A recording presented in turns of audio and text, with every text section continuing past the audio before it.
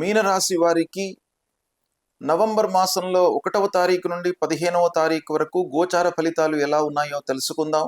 ఈ 15 రోజులు ముఖ్యమైనటువంటి గ్రహాల యొక్క సంచారము, స్థితి, కారకత్వము, స్థాన బలము వీటన్నిటిని కూడాను క్రోడీకరించి మనం చూసినట్టయితే శుభ ఫలితాలు ఎక్కువగా గోచరిస్తున్నాయి. ముఖ్యంగా పంచమ స్థానంలో గురువు సంచరించడం మూలకంగా సంతానం కొరకై ఎదురు చూస్తున్నటువంటి వారికి ఈ 15 రోజుల లోపల శుభవార్త, సంతాన ప్రాప్తి కనబడుతుంది. వివాహ ప్రయత్నంలో ఉన్నటువంటి వారికి కూడాను ఈ 15 రోజులు బాగా కలిసి వస్తుంది. ఉద్యోగ ప్రయత్నంలో ఉన్నటువంటి వారికి తాత్కాలికంగా ఉద్యోగము లభిస్తుంది. ఉన్నత విద్యకై చేసేటువంటి ప్రయత్నాలు కూడాను సఫలీకృతమవుతాయి. పూర్వము నిలిచిపోయినటువంటి పనులు పునః ప్రారంభమయ్యేటువంటి అవకాశం కూడాను బాగా కనబడుతుంది. ఇక ఉద్యోగస్తులకు మట్టుకు ఆఫీసులో పనిభారం పెరుగుతుంది. పనిభారం మూలకంగా ఆ పనిలో నిమగ్నమై మీరు ఉండడం మూలకంగా ఆరోగ్యాన్ని నిర్లక్ష్యం చేసేటువంటి అవకాశం ఒక పక్కన కనబడుతుంది. కనుక ఆరోగ్యానికి ప్రథమ ప్రాధాన్యత ఇవ్వడము ఈ 15 రోజుల లోపల చాలా అవసరము. కనుక ఎన్ని పనులు ఉన్నప్పటికీ మీరు సమయానికి భుజించడము, సమయానుకూలంగా నిద్రపోవడము, కొన్ని శారీరకమైనటువంటి వ్యాయామాలు చేయడము ఈ పక్షం చాలా అవసరము.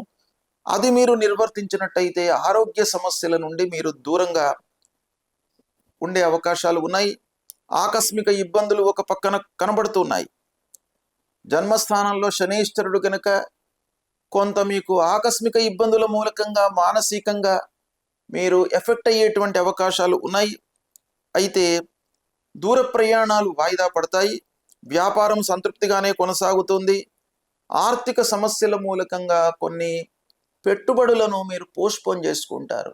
చేతిలో డబ్బు లేకపోవడం అనేటువంటిది కొంత ఇబ్బందికరమైనటువంటి వాతావరణాన్ని సృష్టిస్తుంది. అయితే మీకు ఉన్నటువంటి పలుకుబడి మూలకంగా పనులు మట్టుకు పూర్తి అవుతాయి. బ్యాంకింగ్ రంగంలో ఉన్నటువంటి వారికి, సాఫ్ట్వేర్ వృత్తిలో ఉన్నటువంటి వారికి, మీడియా రంగంలో ఉన్నటువంటి వారికి మట్టుకు ఆదాయం బాగానే పెరుగుతుంది. అనుకూలమైనటువంటి సమయం. తీర్థయాత్రలు, విహారయాత్రలు, విజ్ఞాన యాత్రలకై మీరు ప్రయత్నాలు చేస్తారు. కోర్టు వ్యవహారాలు లాభిస్తాయి. రాజకీయంగా కొంత ఇబ్బందులు మట్టుకు కనబడుతున్నాయి. అంటే ప్రభుత్వ పనులు ప్రారంభించినటువంటి ప్రభుత్వ పనుల లోపల కొంత ఆటంకాలు, ఆలస్యము కనబడుతుంది. కనుక రాజకీయ నాయకులు ముఖ్యంగా కొన్ని ఇబ్బందులను ఎదుర్కొనేటువంటి అవకాశం ఈ పక్షంలో కనబడుతుంది. కనుక కొంత జాగ్రత్తలు తీసుకోవడము మంచిది. ఇకపోతే ఈ 15 రోజుల లోపల ఉన్నటువంటి గ్రహస్థితి, శని జన్మస్థానంలో ఉన్నాడు, రాహు ద్వాదశ స్థానంలో ఉన్నాడు, ప్రతికూలంగా ఉన్నారు. సూర్యుడు కూడాను ప్రతికూలంగా ఉన్నాడు. కాబట్టి సూర్యనారాయణుడి విషయమై మీరు ప్రతినిత్యం కూడాను సూర్య నమస్కారాలు చేసుకోండి, అర్ఘ్య ప్రదానం చేయండి. ఆదిత్య హృదయ స్తోత్ర పారాయణం చేయండి. ఇక సుబ్రహ్మణ్య స్వామి దేవాలయానికి వెళ్ళడము ఇలాంటివి చేసినట్టయితే మీకు అనుకూలిస్తుంది. ఈ గ్రహస్థితి మూలకంగా కలిగే దుష్ప్రభావము దూరమవుతుంది. అనుకూలమైనటువంటి ఫలితాలు ఉంటాయి. శుభం.